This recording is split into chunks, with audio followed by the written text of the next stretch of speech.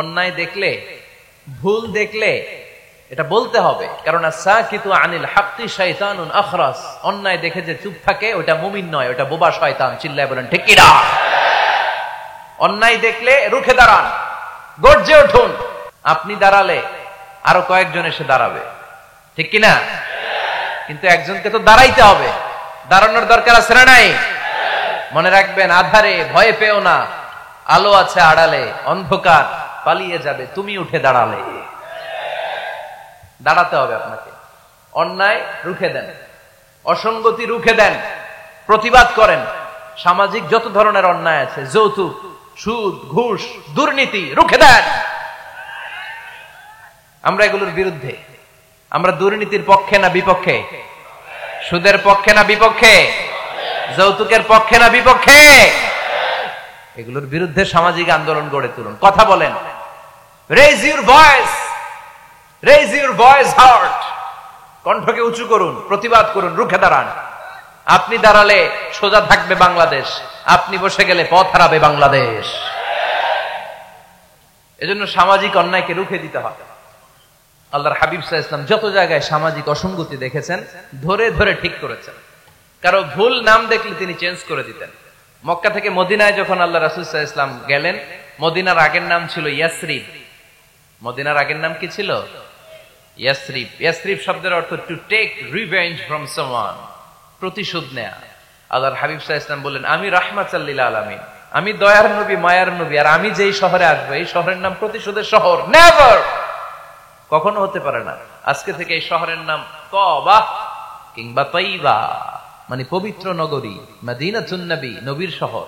আল্লাহ রাসূল সাল্লাল্লাহু আলাইহি ওয়াসাল্লাম ইয়াসরিব থেকে ওই শহরের নাম ওই দিনই মদিনা শহর বানায় দিলেন। এক সাহাবীকে জিজ্ঞেস করলেন, মাসমুক, নাম কি? বলে, আমার নাম হচ্ছে হাজান। হাজান মানে দুশ্চিন্তা, অ্যাংজাইটি, মানে যে সব সময় টেনশন করে। আল্লাহ রাসূল সাল্লাল্লাহু আলাইহি ওয়াসাল্লাম বলেন, এটা একটা নাম হলো মিয়া? টেনশন কি কারো নাম হয়? রাসূল সাল্লাল্লাহু আলাইহি ওয়াসাল্লাম বললেন, শোনো, তোমাকে একটা পরামর্শ দেই, এই টেনশন নাম বাদ দাও, তুমি হাজান নাম কেটে সাহাল নাম রাখো, সাহাল। এখন হাজান বলে, আমি ছোট্টবেলা থেকে সবাই আমারে চিনে হাজান নামে, এখন আমার নাম যে সাহাল, এটা আবার ঘোষণা দিতে হবে, দরকার নাই। আমার হাজান আছে, এটাই ভালো, টেনশন সমস্যা নাই। ও এবার বাড়িতে চলে যাওয়ার পরে আল্লাহ সব টেনশন ওর মাথার উপরে চাপাইছে। ওর এই বিপদ, ওর ব্যবসায় মন্দা, ওর পেটে ব্যথা, ওর জ্বর, ওর অসুস্থতা, ওর ঘরে শান্তি নেই, একটার পর একটা টেনশন আরো বেড়ে গেছে। সবাই বলে হাজান, ওই যে রাসূল সাল্লাল্লাহু আলাইহি ওয়াসাল্লাম সুন্দর নাম দিয়েছিল ওইটা নেও না, এই জন্য টেনশন বাড়ছে। যাও রাসূল সাল্লাল্লাহু আলাইহি ওয়াসাল্লামের কাছে ক্ষমা চেয়ে নাম ফেরত করে নিয়ে আসো। হাজান এবার যে বলে, ইয়া রাসূলুল্লাহ, আমার হাজান নামের দরকার নাই, আপনি যেটা সাহাল দিয়েছিলেন ওইটাই ভালো। সাহাল শব্দের অর্থ সহজ। সাহাল মানে কি?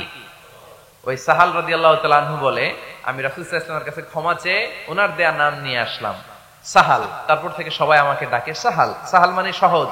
আর ওই দিন থেকে মরার আগ পর্যন্ত আমার জীবনে আর কোনো টেনশন আসে নাই, সব কাজে আল্লাহ সাহাল অর্থাৎ সহজ করে দিয়েছেন। পড়েন সুবহানাল্লাহ। এজন্য উঠে দাঁড়াতে হবে, রুখে দিতে হবে সব অন্যায়। রাজি আছেন তো? যে সূরা থেকে কথা শুনবো এটাকে বলে সামাজিক রীতিনীতির সূরা।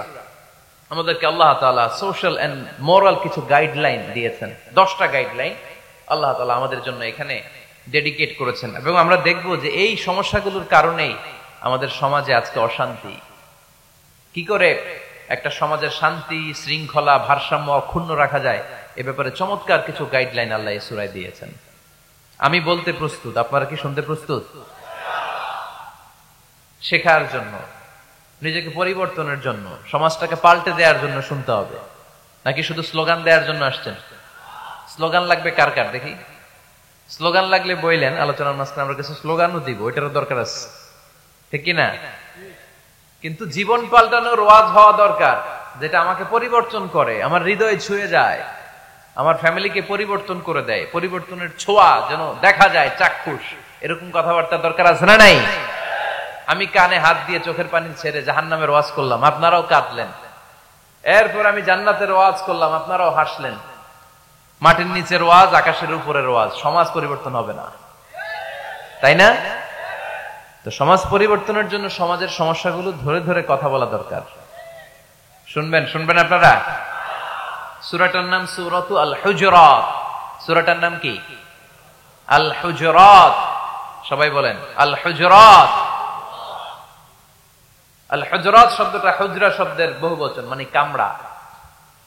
কামরা, ঘর।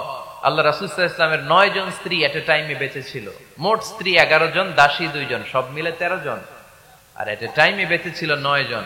আল্লাহর হাবিব সাল্লাল্লাহু আলাইহি ওয়াসাল্লামের আলাদা কোনো ঘর ছিল না। 9 বিবিরে 9টা ঘর করে দিয়েছিলেন। এগুলোরই বলে হুজরা। সুবহানাল্লাহ পড়েন। আমাদের এই যে এখানে যে মসজিদের নাম শুনলাম, এই মসজিদের ইমাম সাহেবের জন্য হুজরাখানা আছে না? কথা বলেন না কেন? আছে, মানে কামরা। তো আল্লাহ রাসূল সাল্লাল্লাহু আলাইহি ওয়াসাল্লাম 9 স্ত্রীর জন্য 9টা কামরা করে দিয়েছিলেন। তো উনি যখন ওখানে থাকতেন, মাঝে মাঝে দূর থেকে কিছু বেদুইন লোকেরা আসতো, যাদের মধ্যে সভ্যতা ভব্যতা আসে নাই। এরা এসে আল্লাহ রাসূল সাল্লাল্লাহু আলাইহি ওয়াসাল্লামকে ডাকা শুরু করতো। আমরা আমাদেরকে যেমনে ডাকি, আপনার নাম যদি হয় আব্দুল্লাহ, আমি আপনার বন্ধু হলে আপনারা ডাকবো, ওই আব্দুল্লাহ এদিকে আয়। এভাবে ডাকবো না? বন্ধু তো, তুই আমার বন্ধু, আব্দুল্লাহ এদিকে আয়। আব্দুর রহিম আমার বন্ধু, তো আমি ডাকবো, এই আব্দুর রহমান এই। কিন্তু আল্লাহ রাসূল সাল্লাল্লাহু আলাইহি ওয়াসাল্লামের নাম হচ্ছে মুহাম্মদ, উনারা কি ডাকা যাবে এই মুহাম্মদ এই? ডাকা যাবে? উনি কি আমাদের মতো মানুষ? উনি মানুষ, তবে অসাধারণ মানুষ, ঠিক কিনা? তো কিছু বেদুইন এসে দুপুরবেলা রাসূল সাল্লাল্লাহু আলাইহি ওয়াসাল্লাম বিশ্রাম নিচ্ছিলেন। তারা এসে বলতে আরম্ভ করলো, ইয়া মুহাম্মদ, ইয়া মুহাম্মদ, এই মুহাম্মদ এই, বের হও। আল্লাহ বরদাস্ত করলেন না। আল্লাহ বললেন, খবরদার, নিজেরা নিজেদেরকে যেমনে ডাকো, নবীর ওইভাবে ডেকো না, তোমাদের সব আমল বরবাদ হয়ে যাবে। অপেক্ষা করো, অপেক্ষা করো, অ্যাপয়েন্টমেন্ট নাও, পারমিশন নাও, সালাম দাও। কার কথা? চিল্লায় বলতে হবে কার? রব্বুল আলামিন বলেন, ইয়া আইয়ুহাল্লাযীনা আমানু লা তাদখুলু বুয়ুতান গায়রা বুয়ুতিকুম হাত্তা তাস্তানিসু ওয়া তুসাল্লিমু আলা আহলিহা যালিকুম খায়রুন লাকুম লাআল্লাকুম তাযাক্কারুন। পড়েন আল্লাহু আকবার। আল্লাহ বললেন, ও বিশ্বাসীরা শোনো শোনো, তোমাদের ঘর ছাড়া অন্য কারো ঘরে যদি যাও, অপরিচিত কারো বাসায় যদি যাও, যাওয়ার আগে অনুমতি নাও আর সালাম দাও। দেখেন সমাজ পরিবর্তনের ওয়াজ।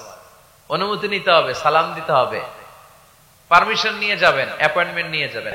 এগুলো একটু বোঝার চেষ্টা করবেন, একটু আমলে নিবেন। এজন্য সুন্নাহ হচ্ছে কারো সাথে দেখা করার আগে অনুমতি নিয়ে যাওয়া। মোবাইল থাকলে, ভাই বিকেলে একটু আসতে চাই, উনি যদি বলে হ্যাঁ আসেন, যাবেন, তাহলে 1 নাম্বার সুন্নাহ অ্যাপয়েন্টমেন্ট নেওয়া। 2 নাম্বার সুন্নাহ যে সালাম দেওয়া, অনুমতি চাওয়া। কারো ঘরে হুট করে দরজায় ধাক্কা মেরে ঢোকা যাবে? আগে কি দিবেন? আওয়াজ করে বলেন, আগে কি দিবেন? সালাম। তারপর আপনার নাম বলবেন। কি বলবেন? আল্লাহর হাবিব সাল্লাল্লাহু আলাইহি ওয়াসাল্লাম ওনার ঘরে বসা, এক সাহাবী এসে দরজার মধ্যে কারানার নেন। আল্লাহর হাবিব সাল্লাল্লাহু আলাইহি ওয়াসাল্লাম বললেন, মান দা, কে?